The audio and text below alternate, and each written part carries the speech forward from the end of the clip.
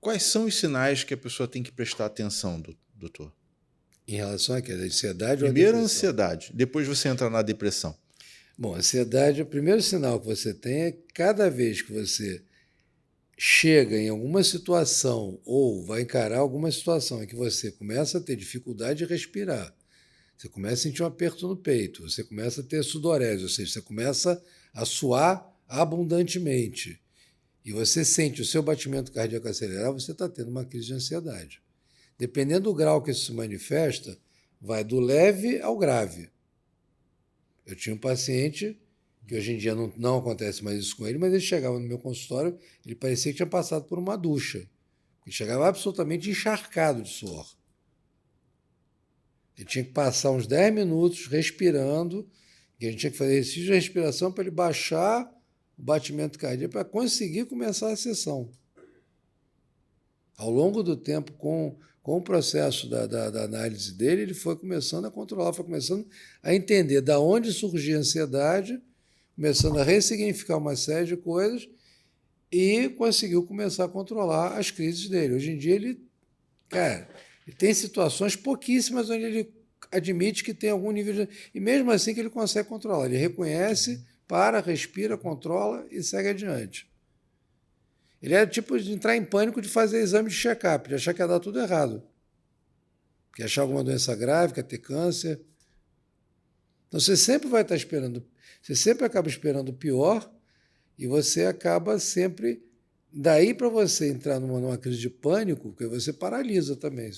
À medida que esses sintomas vão crescendo, você simplesmente paralisa. Simplesmente pode ter um ataque cardíaco. Por exemplo, se a pessoa for cardiopata, ela pode ter um treco ali. E doutor, e como é que se identifica os casos ou os sinais de depressão?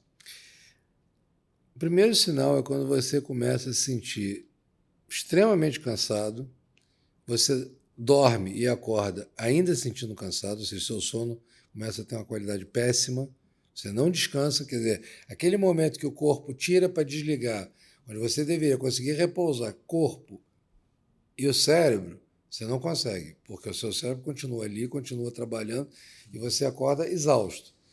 E você acorda no dia seguinte, você começa a sentir desanimado, você começa a ficar sem vontade de trabalhar, você começa a só trabalhar, sem vontade de exercer qualquer atividade, você começa a querer se isolar, você começa a ter mudanças de humor, que você mencionou anteriormente, você começa a ficar uma pessoa mais azeda, mais mal-humorada, mais agressiva, ou vai se fechando cada vez mais. Aí você começa a querer se isolar, aí tem uma hora que você começa a querer não sair de casa mais. E no grau extremo da depressão profunda, você simplesmente fica em casa, se tranca no quarto e se deixa morrer. Na verdade, sua vida vai indo por ralo. Esse momento é o momento mais grave, que é o momento de tirar o cara do buraco, é complicado. E como é que você identifica isso em crianças? Porque é um público mais sensível, não? Olha, crianças deprimidas, assim, acontece. Eu não trabalho com criança diretamente, eu trabalho com de pré-adolescentes em diante. Então, em pré-adolescentes e adolescentes, você começa a ver, na verdade, essa tendência ao isolamento. Isolamento, mudança de humor, não querer sair do quarto, não querer tomar banho também, que apesar de ser um sintoma muito comum na adolescência, que o adolescente e o chuveiro são duas coisas que nem sempre se atraem, mas muitas vezes se repelem, mas assim, fica muito visível, porque a pessoa não quer comer, não quer tomar banho, não quer trocar de roupa, ela vai tendendo ao isolamento, vai ficando cada vez mais mal-humorado, e assim, a dificuldade é identificar nisso o que é típico da adolescência, que é uma fase de transformação muito complicada para a gente, em que a gente não é mais criança, a gente está enterrando simbolicamente aquela criança que a gente foi, e a gente ainda não é adulto e é cobrado pelas duas coisas. Então, é uma fase muito complicada, é uma fase que você está explodindo de hormônios, você está descobrindo o que se chama vida sexual, enfim, você está descobrindo o que é a sua construção de sexualidade que você vai ter dali para frente, ou pelo menos experimentar possibilidades daquilo que é efetivamente sintoma de depressão. E tem que prestar atenção por quê? Nesses casos da adolescência, você tem uma ocorrência, hoje em dia, muito mais frequente do que a gente chama de ideação suicida, que o adolescente começar a ter pensamentos autodestrutivos.